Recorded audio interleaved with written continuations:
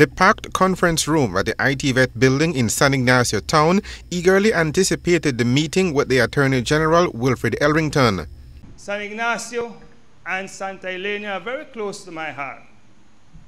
Mr. Smith will tell you over there that I spent almost most of my youth down by the cemetery because my grandfather was Mr. Broster, the man from whom they named the stadium, Broster Stadium.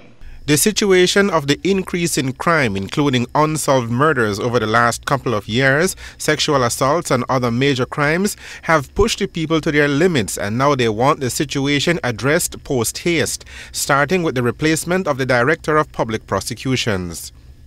The Director of Public Prosecutions prosecutes a case when she has a case file from the police. In that case filed from the police, she has to have evidence that a person was killed. She has to have evidence of who killed the person. She has to have evidence of the time when the person was killed and the like. If in fact she gets a case file and all the case file says is that this person was found on the street and this person has the deceased ring. Elrington explained that the DPP is constitutionally appointed with tenure of service and it is next to impossible to eject her from office. He says that that would be classified as interference with the judiciary if anyone was to try to remove the Director of Public Prosecutions except for a case where she is proven to be incompetent or has been dishonest.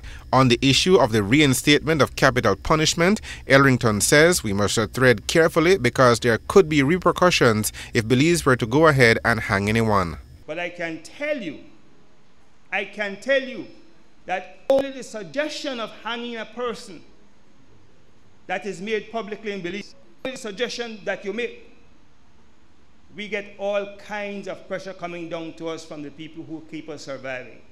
So the Europeans are going to attack us. And they are one of our greatest supporters.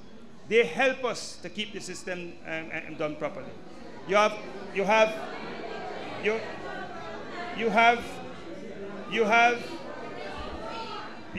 human rights organizations all over the world that are going to attack us.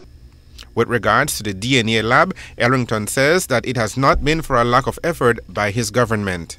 We are trying, and we're not trying only individually. The first thing I did when we got into government was to go to the Americans and say, look, we need the DNA equipment. Can you help us? They said, look, that's $500,000 US. We are having difficulty in terms of, this is what they tell me. You might think it's nothing, but they tell you they can't.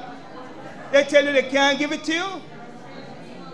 Now then, if the government were to come and say, look, people of Cayo, if you can come up with $500,000, we'll get it yesterday. We have difficulty coming up with it. You see? We have difficulty coming up with it. So what I'm saying to you is, we have real problems that we need collective action to solve. The government doesn't have a reservoir of monies that it can in fact take money and do anything at any time. It's a very difficult situation. But we can do much more. The old-time system where you are your brother's keeper, where you look after the neighbor's children, where you make sure that child is at school and that child is fed and that child is doing the right thing, is the preventative way. It is always cheaper than having to cure the situation. The little monster that is out there is your neighbor, and you know it. You know I'm not telling lie. You know it. It's your neighbor's children.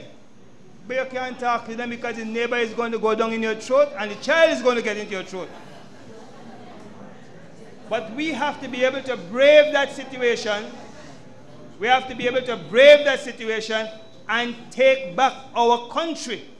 You don't sit down and go and strike. Elrington did not garner any friends when he told the crowd that only 4 people have been killed so far this year in San Ignacio and Santa Elena. The question of the death of persons since the year began here in Cayo, 4 people have been killed, only 4. I will tell you,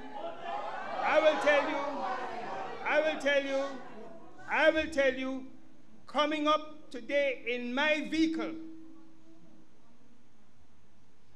a member of my team in my vehicle, his brother was killed 2 years ago. Nothing has happened. His brother was killed 2 years ago. My best friend was stabbed brutally to death about 4 years ago. Nothing has happened. So I am saying to you that what you are experiencing, we experience it personally. And the division that I represent is like a war zone every night. Guns, people can't sleep. So we understand what you are going through, and if you feel that you want to demonstrate, to deal with it, fine.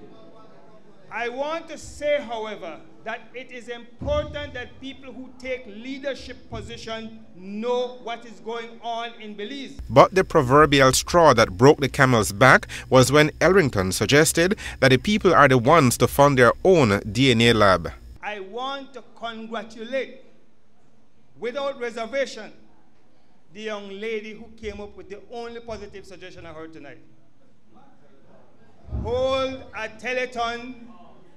telethon and raise the money to get your DNA.